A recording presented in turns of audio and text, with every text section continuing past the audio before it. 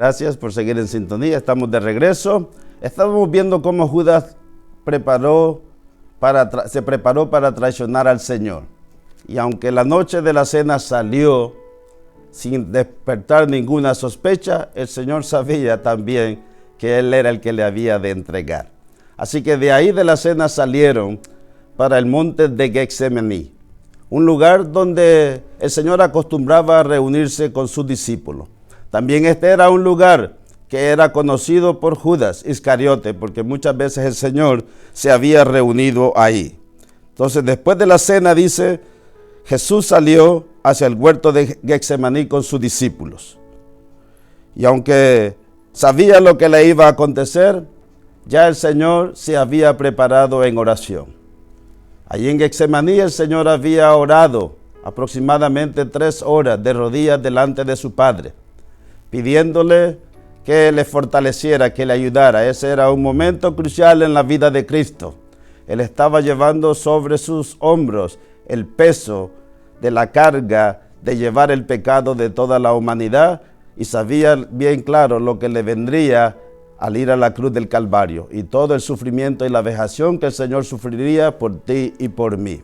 Pero estaba dispuesto a ir a la cruz del Calvario por nosotros. Así que esa noche Judas vino con una turba, con palos y espadas, para prender al Señor, al lugar llamado el huerto de Getsemaní, donde el Señor estaba con sus discípulos. Así que Judas vino y el Señor se adelantó para preguntarles, ¿a quién buscáis? Y ellos le dijeron, a Jesús Nazareno. Entonces Jesús les dijo, yo soy. Si me buscáis a mí, dejad ir a estos. Alabado sea Dios. Y Judas, dice la Escritura, que se acercó y le dio un beso. Judas había dado señal a estas personas que vendían para prender al Señor, que al que él besare, ese era Jesús y podían prenderlo. Esa era la señal que Judas le dio. Así que cuando llegó, se acercó y le dijo, salve, maestro. Y dice la Escritura que lo besó. Y Jesús le dijo, amigo, ¿a qué vienes? Alabado sea Dios. Todavía Jesús lo trató como un amigo. Pero Judas tomó la decisión equivocada. La decisión de traicionar al Señor. Porque dejó que Satanás llenara su corazón. Y si tú como creyente dejas que Satanás llene tu corazón, también tú te vas a convertir en un traidor. Vas a traicionar al Señor y vas a pagar las consecuencias. Pero aún estás a tiempo para arrepentirte y entregarle tu corazón al Señor. Aquí Judas vino a arrestar a Jesús y a través de un beso lo entregó. Alabado sea el Señor. Así que hay que tener cuidado con esos besos, con esas amistades que muchas veces la gente presenta que no son genuinas. Confía siempre en el Señor y espera que el Señor te dé la victoria. Bendito sea Dios. Ahora dice la Escritura que lo prendieron y esa noche Jesús, la noche del arresto, fue conducido a la casa de Caifás, el sumo sacerdote, donde los que le custodiaban le escarnecen y le azotan. Lucas 22, 54 en adelante. Y los hombres que custodiaban a Jesús se burlaban de él y le golpeaban. Y vendándole los ojos le golpeaban el rostro y le preguntaban diciendo, profetiza, ¿quién es el que te golpeó? Y decían muchas otras cosas, injuriándole. Así que esa noche fue juzgado por el concilio de los judíos. Se reunieron, una reunión a oscuras en la noche, donde el Señor fue sentenciado a muerte como un blasfemo. Pero como ellos no podían matarlo, refirieron el caso a Poncio Pilatos, que era el gobernador. Pues ellos estaban bajo el control y el gobierno de los romanos, así que a ellos no les era permitido dar muerte a nadie. Pero aquí Jesús es llevado delante de Poncio Pilatos, quien a su vez lo juzga y trata varias veces de soltarlo sabiendo que es inocente, pero al final termina entregándolo a la voluntad de ellos para congraciarse con el pueblo de los judíos. Alabado sea Dios. Y entonces sueltan a Barrabás y entregan a Jesús para que sea crucificado. Ahora, Jesús ya había anunciado la muerte. Jesús dijo, destruid este templo y en 3 días lo levantaré. Ese cuerpo humano de Jesús, que era el templo de Dios, el verdadero templo de Dios, fue totalmente destruido.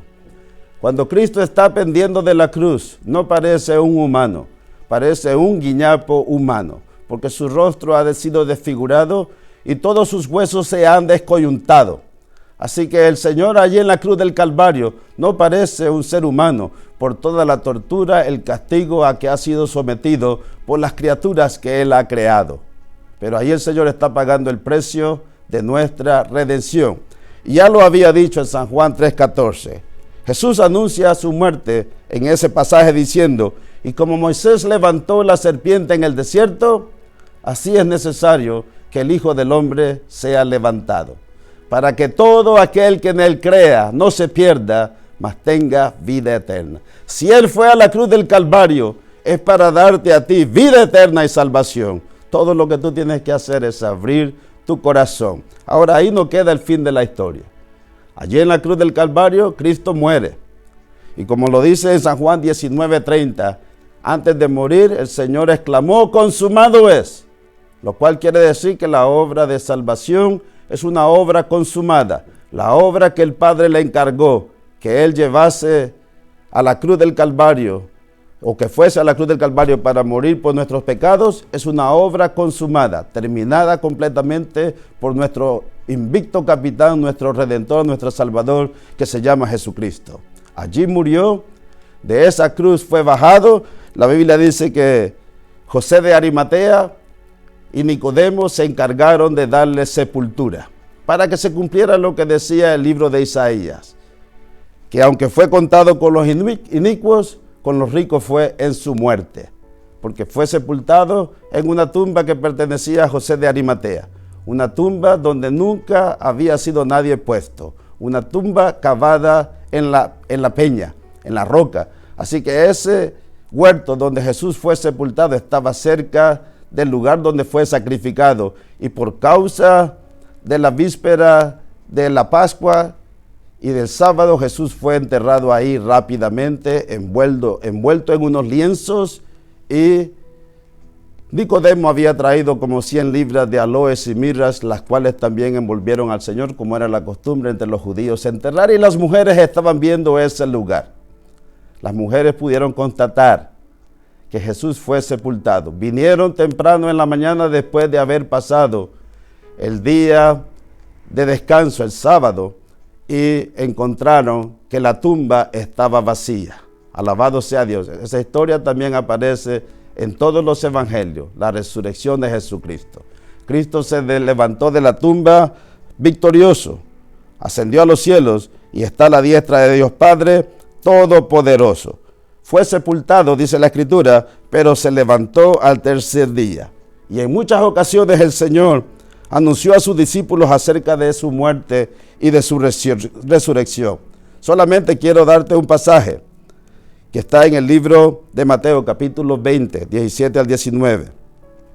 Dice: subiendo Jesús a Jerusalén, tomó a sus 12 discípulos aparte en el camino y le dijo: he aquí subimos a Jerusalén, y el Hijo del Hombre será entregado a los principales sacerdotes y a los escribas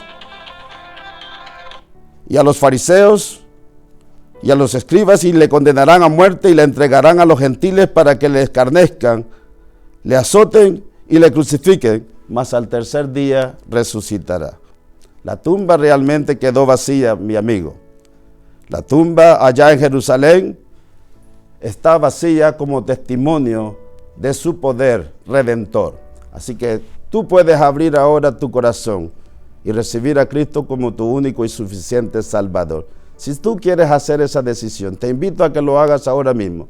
Una oración sencilla, 30 segundos, para que tú aceptes a Jesús como tu Salvador personal y le recibas en tu corazón. Ahora ora conmigo esta oración. Padre, vengo delante de tu presencia arrepentido, confieso que soy pecador, acepto a Jesucristo como mi único y suficiente Salvador y escribe mi nombre en el libro de la vida. Amén.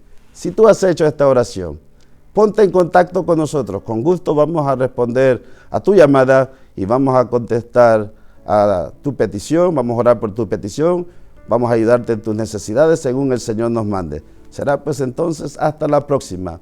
a esta misma hora, por este mismo canal. Dios te bendiga ricamente.